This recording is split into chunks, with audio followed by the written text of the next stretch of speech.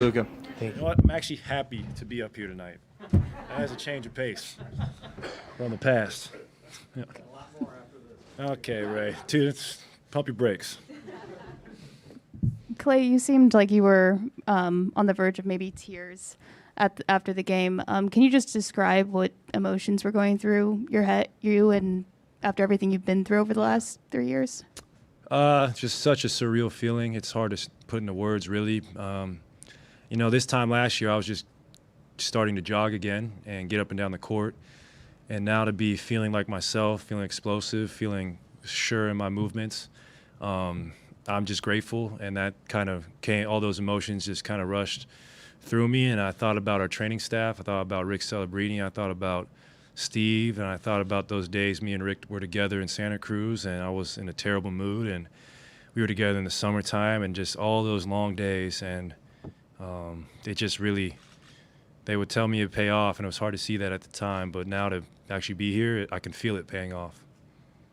Klay, you've obviously won 3 championships, but considering everything you've been through to get back here and to feel this joy that you're feeling, like, how does it compare just in terms of like all-time greatest moments in basketball for you? Just like the joy of being back. Yeah, it's up there, but it'll be much sweeter if we complete the mission come next round. But it's definitely a moment I'm going to enjoy tonight with my family and my friends.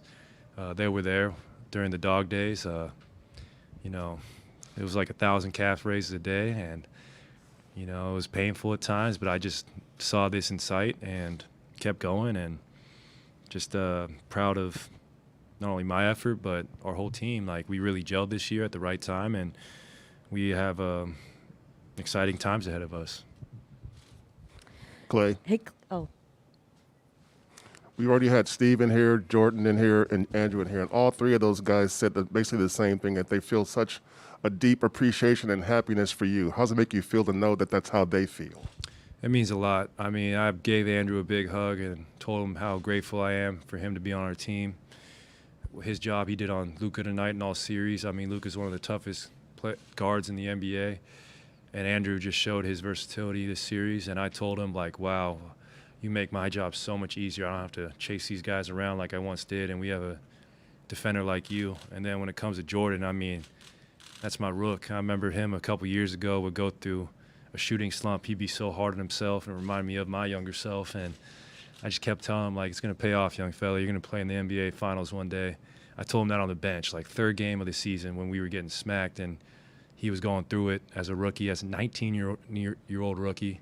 And now for that to come to fruition, I mean, I'm so happy for those 2. And then when it comes to Steve, I mean, you saw his leadership the other night in Dallas. He it would be hard to play for another coach. Steve is a leader of us, and he's just an incredible visionary when it comes to thinking basketball. And there's a reason he's been around so much winning his whole life, is because he's just that type of person who just gravitates toward greatness. And I'm so grateful to play for a coach like Steve. He's a real player's coach, and he is just an incredible person. Klay, it was almost 18 months ago to the day that you had your Achilles surgery. When you think about just how far you've come, and now you're at this moment where you're going to a 6th NBA Finals, where do your thoughts go? Did you dream about this? Oh, yeah. I dreamt about this, like, every day. My thoughts definitely go to the, surgery table. I'm very thankful for Dr. Ferkel and Dr. Elitrosh, the tedious rehab sessions. I got really in touch with music during those times because it would help me through a lot of those sessions. And just my appreciation for moving my body again. I thought about that, I thought about those days I couldn't run or jump, and how lucky we are to do what we do. And just to be here again wearing this shirt, wearing this hat, it's, I like you said, I dreamt of this, and it's inspiring for myself to keep going. Klay, you got that behind the back pass from Draymond early in the 3rd quarter. What's going through your mind when that ball's coming to you, and what was your reaction after the ball went through and the crowd went crazy? I've seen Draymond make that pass before, actually, and that's routine for us, He is one of the best I've ever seen at grabbing the ball off the rim and leading the break. And for me and Steph, it's usually run to the three-point line because we get a free look, and I was thinking I better make this so it can be on the highlights later. And it was all net, so it was good to feel that crowd again. Klay, when you, Steph, and Draymond are all healthy, you've reached 6 straight finals together. You know your NBA history. How crazy is that to really wrap your mind around right now? It's unbelievable. We obviously had incredible help along the way. The years with KD, that was like the greatest team ever. And then now with the young bucks we got, and they just really helped us feel more youthful again. And we're still missing some really key players, so we need to get our guys Otto, GP, and Andre healthy. But give our front office a lot of credit too, because they filled in the extra slots with some real pros and some great players who have not only accepted their roles but excelled in them. Klay, to kind of piggyback on that question, you guys had your place in history already with 5 straight finals. But how has it sort of maybe shape your legacy to get back, given what's happened the last couple of years? Not just your injury, but worst record in the league. And you mentioned KD. Yeah. I mean, a lot of people viewed what you guys accomplished differently when he joined. Yeah. But to get back without him, how does that affect the way you'd be remembered by history, do you think? Well, I don't think it's us and KD. When Kevin was here, we were like an unstoppable force.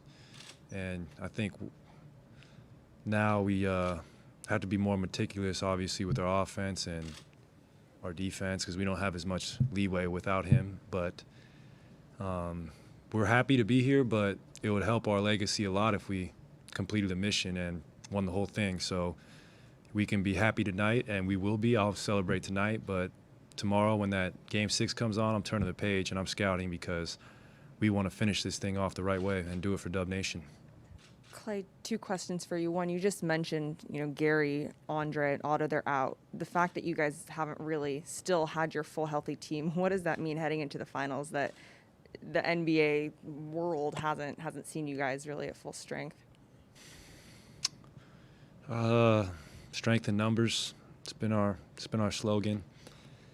And it's scary, I think, for our potential, like how great we can really be. We are a deep team, and everyone knows how to play within the system and off each other. So I think if we're whole, we can win the championship. And then secondly, you're the first player in NBA history to have multiple games with 8 threes and series clinching wins tonight and against the Grizzlies. What about, we talk about Game 6, Klay, but what about just about series clinching games do you think gets you up? I'm satisfied with Game 6, Klay. I don't need another nickname. And it's nice not having to bring him out yet. We still have another very hard series to play, but I've learned in this league, you don't want to self-proclaim anything. You want to earn those nicknames. So I'll let you guys write about that. Klay, when did you know that, on a team with you, Steph, Draymond, and even Andre, when did you know that that would be a special core that you can build on?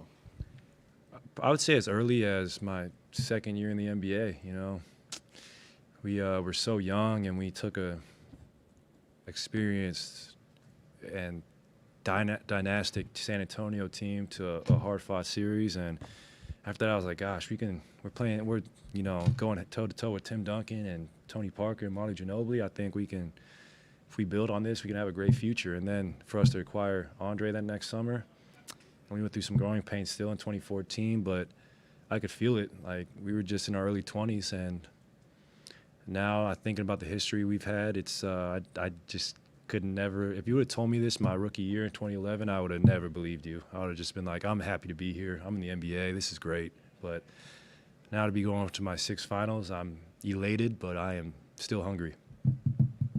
Klay, you're a different player this time around, coming back to the finals for all that you've endured to get back here. Draymond says he's better defensively because of the mental space he is in, and he's smarter.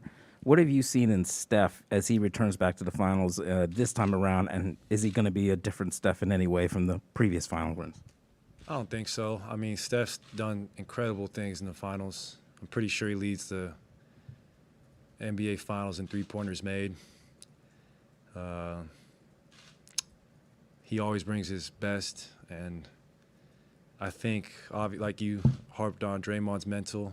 Same with Steph. He just knows where to get his shots off. He knows when to take over a game, how to lead this team. So I think we're very seasoned at this point in our careers, and we're ready for this challenge because whoever comes out of that Eastern Conference is going to push us.